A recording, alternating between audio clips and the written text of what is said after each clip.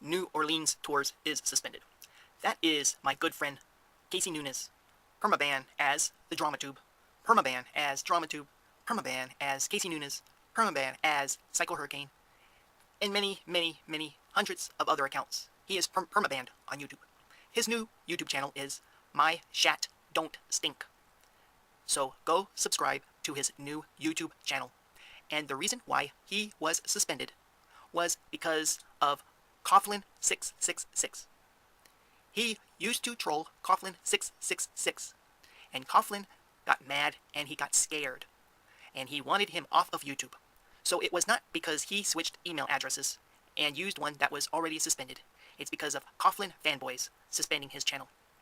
And buddy, you and I have been best friends for 3 years now, and we will continue to be best friends. And I am sorry to see your nice vlogs and your nice videos suspended, especially when you were doing that monster movie, and you were there talking to actors and actresses. I wish you would have saved those videos on your hard drive.